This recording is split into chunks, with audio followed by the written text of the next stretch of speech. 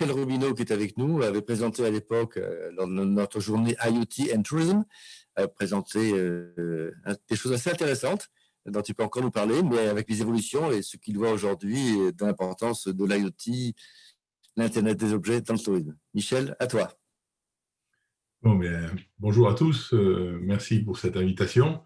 En effet, j'étais venu en 2017 présenter un prototype qu'on avait réalisé et qui consistait à présenter un tapis qui était en fait un objet qui permettait de faire des comptages.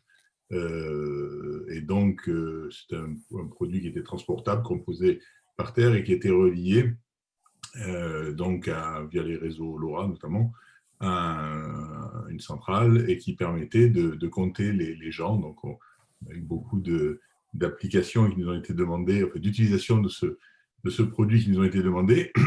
Mais en fait, moi, je suis le fondateur, président de Cartesiam, enfin, cofondateur et président de Cartesiam. Et nous sommes avant tout un éditeur de logiciels. Donc, c'était un prototype qu'on avait fait. On l'a breveté, on a breveté notre technologie et aujourd'hui, il y a une société qui est intéressée pour développer ce projet. Nous, on est, comme disait Jean-Bernard, spécialisé plutôt sur l'IoT, l'intelligence artificielle embarquée dans les objets et l'Internet des objets. Et je vais parler un peu de ce qu'on fait et comment ça peut avoir une influence sur le tourisme pour qu'on puisse bien situer notre action, puisque nous, contrairement à tous les intervenants qui sont présentés avant moi, on n'est pas des professionnels du tourisme, nous sommes des professionnels de la technologie. On est une entreprise, pour la situer, on est à Toulon, on a des bureaux à Munich, on a une filiale à New York et on a des bureaux à Paris également. On est une vingtaine de personnes, on a été créé en 2016. Et nous, notre objectif, ça a été de passer de l'Internet des objets, donc ce qu'on appelle l'IoT, à l'intelligence, à toujours à l'IoT, mais l'intelligence des objets. Nous, on pensait au départ, et aujourd'hui, tout le monde commence à venir sur notre secteur, qu'il est normal qu'en 2020, les objets soient conscients de leur état et puissent transmettre des informations pour expliquer ce qui se passe. Et nous sommes des spécialistes du edge computing, c'est-à-dire qu'on a développé des algorithmes d'intelligence artificielle qui permettent d'analyser en local ce qui se passe. Alors, je vais vous donner un exemple d'un projet qui est en cours actuellement et qui est en train de se développer. Il y a eu une grande chaîne d'hôtels aux États-Unis qui est connue dans le monde entier, qui a 40 000 hôtels aux États-Unis. Comme ça, on va aller sur le tourisme un peu. Ils avaient un gros problème, c'est qu'ils avaient des factures d'eau qui étaient assez importantes, parce que quand quelqu'un quitte la chambre, ben la chasse peut rester bloquée, et donc si elle n'est pas occupée pendant 2-3 jours, et ben, il y a de l'eau qui coule pendant 2-3 jours. Donc, ils nous ont contactés, et grâce à notre technologie d'intelligence artificielle locale, on a créé un modèle sur la chasse du bureau qui se trouve dans le bureau que nous avons à Toulon. Donc, ce modèle, on a créé un modèle d'IA, d'algorithme, et il a été envoyé aux États-Unis. Et maintenant, avec cet algorithme qui a été fait sur la chasse qu'il y avait à Toulon, ben, elle commence à être distribuée, à être développée dans tous les hôtels qui se trouvent au sein de cette chaîne, et il y en a 40 000. Donc voilà une application pour le tourisme, pour les hôtels, qui illustre l'intérêt de l'intelligence artificielle embarquée.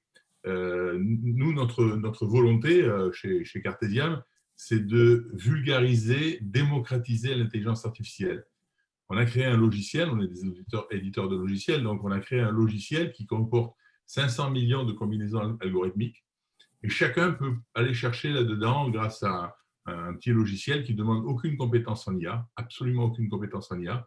En définissant quel est son projet, on va vous fournir une librairie qui va vous permettre de créer un objet ou de monitorer une pompe, un ventilateur, une climatisation, quelque chose un objet que vous aurez repéré et qui va être destiné à faire en sorte de vous envoyer des informations sur les hôtels aux États-Unis dont je vous parlais. Eh bien, la responsable de l'étage, elle reçoit sur son smartphone une petite information comme quoi sur la chambre 212, il y a une fuite d'eau et il faut y aller. On n'a pas besoin de connexion au cloud et on n'a pas besoin d'avoir une expérience en IA ni d'embaucher des data scientists. Au niveau de l'énergie renouvelable, dont on parle beaucoup des économies d'énergie, on avait créé un premier produit qui s'appelait Bob Assistant, qui est utilisé à peu près par toutes les entreprises industrielles du CAC 40 aujourd'hui. Il fonctionne sur une pile, il fait de la maintenance prédictive. Pour vous donner un ordre d'idée, une pile bâton de 1,5 V dure 3 ans, en gros, sur ce produit. Alors que quand on se connecte à un data center, ça consomme énormément d'énergie. Donc, il y a beaucoup d'avantages à utiliser cette technologie. Elle commence à être développée. Les applications dans le tourisme, dans la Smart City, bien, elles sont nombreuses. Je vous ai parlé des fuites d'eau, mais on a une autre entreprise qui a installé en ville, dans une Smart City, des antennes radio qui relaient des informations de caméras. Et quand il y a des pertes de puissance de ces antennes radio, bien évidemment, ça pose un problème parce que l'information n'arrive plus.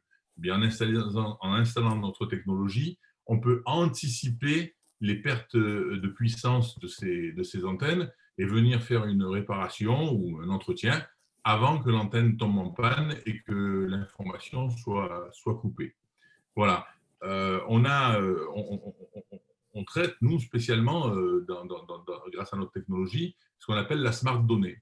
C'est-à-dire que, contrairement à ce qui se fait jusqu'à présent dans l'IoT traditionnel, on ne traite pas l'ensemble des données, simplement tant que la machine ou l'équipement fonctionne constamment, eh bien l'information est traitée à la volée. Par contre, si on trouve une dérive, en fait, une dérive mathématique entre ce qui a été appris, c'est du machine learning pour ceux qui connaissent, qui a été appris au moment de l'apprentissage qui est fait par la machine. Ça peut durer 1 heure, une demi-heure, une journée, ça dépend du projet que l'on a. On fait l'apprentissage in situ et ensuite le système calcule la distance mathématique qu'il y a entre ce qu'il a appris et ce qu'il constate.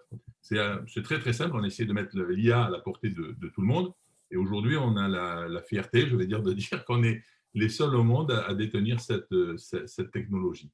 Donc, vu qu'il y a tout un tas de professionnels du tourisme, moi, je suis prêt à répondre à vos questions et savoir si vous avez un intérêt pour ce genre de produit, sachant qu'on voit à travers les contacts que nous avons dans les différentes entreprises que la maintenance, notamment la maintenance prédictive, la sécurité, un autre exemple que je peux vous donner qui s'applique aussi au niveau du tourisme, on peut le dire comme ça, même des particuliers, on sait très bien qu'aujourd'hui, lorsqu'on a une piscine, on est tenu de mettre une alarme. Mais qu'est-ce qui se passe? Tout le monde coupe l'alarme parce qu'elle se déclenche constamment dès qu'il y a un peu de vent, dès qu'il y a une branche qui tombe. Voilà, l'alarme se déclenche, donc il y a 95% des alarmes qui ne fonctionnent pas.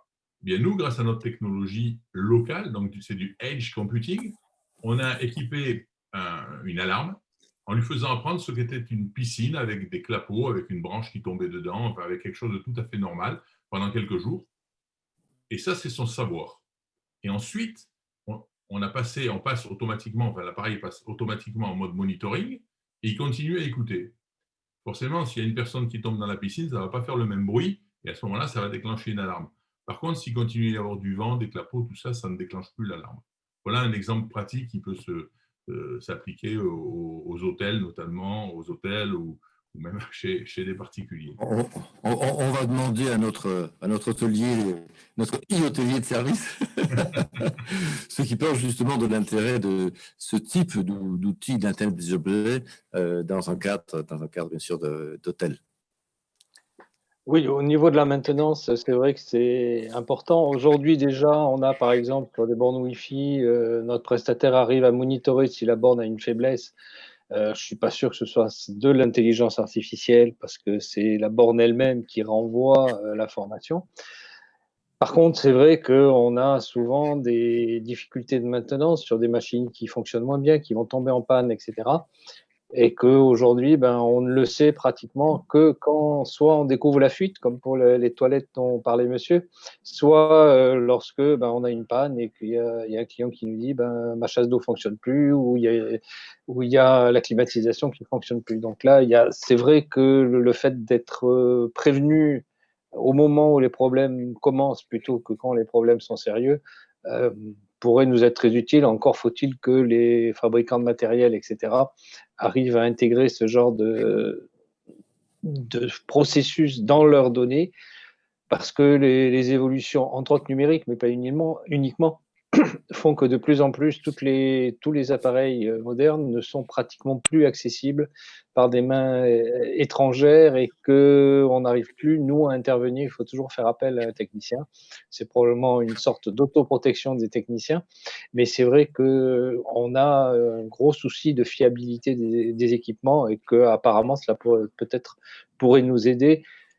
C'est vraiment les constructeurs qui doivent prévoir les connexions nécessaires, le mettre en lien et éventuellement nous le proposer, je suppose avec un petit supplément quand même. Alors, ce que vous avez dit est tout à fait juste. Les équipementiers ne laissent pas trop traîner les utilisateurs dans leurs équipements aujourd'hui. Donc, nous, on a une double action. On n'est qu'éditeur de logiciels, donc on ne fabrique pas de produits. Par contre, on est en contact avec des équipementiers qui sont très intéressés évidemment par notre techno et qui veulent l'intégrer directement dans leurs produits, ce qui provoque de toute façon un ROI très important immédiatement. J'étais cette semaine en discussion avec des assureurs qui veulent intégrer ça aussi dans la surveillance des départs d'incendie. Parce que quand on a la PAV ou la Socomec qui viennent une fois par an relever votre système électrique, eh bien, on se rend compte qu'il y a 75% des incendies qui ont lieu, qui sont liés à des surchauffes électriques. Si on a un système comme ça qui vient comme une pince ampère-métrique venir se plugger sur votre système électrique à la sortie de votre tableau, elle va pouvoir vous avertir avant qu'il y ait le feu. Et justement, notre techno se met dans un microcontrôleur. Alors, les microcontrôleurs, il y en a de partout. Il s'en vend 500 chaque seconde dans le monde. Donc, tous les moteurs en sont équipés. Et ce qu'on fait aussi, c'est qu'on analyse toutes sortes de signaux, et notamment par rapport à ce que vous disiez, monsieur, quand on a des équipements qui ne sont pas accessibles, on vient mettre une pince ampère-métrique et on analyse la forme du courant. Donc, on apprend quelle est la forme du courant normal de votre équipement, forme d'une climatisation dans un hôtel. Et puis, si la climatisation commence à chauffer, eh bien, ou à se boucher, par exemple, eh bien, le système va dire « Attention, ça dérive, il faut peut-être changer le filtre ». On refait un apprentissage une fois qu'on a changé le filtre et ça repart pour un nouveau tour. Donc, il y a pas mal d'applications. Je ne les ai pas toutes citées ici, bien évidemment. Mais l'intelligence, ce qui est important pour moi de faire passer comme message, c'est que jusqu'à présent, l'intelligence artificielle, c'était réservé aux data scientists. C'était des budgets énormes. Quand on embauche un data scientist, ça coûte très, très cher. En plus, il n'y en a pas beaucoup, donc il coûte encore plus cher. C'est des projets qui sont très longs. Si je vous demande quelles sont les données de votre climatisation dans votre hôtel, monsieur, vous allez me dire, je ne les ai pas, le temps de les capter, il va falloir 6 mois ou 9 mois, alors que notre système apprend in situ, donc on réduit les délais. Donc, le edge computing, et puis en plus, on n'envoie plus les données dans le cloud, donc il y a une certaine sécurité des données, et notamment pour les industriels, c'est très important. Et aujourd'hui, il y a une tendance qui se dégage dans l'intelligence artificielle, c'est que de plus en plus, le edge computing, c'est-à-dire la capacité à analyser les données et à les traiter en local, commence à prendre une part importante.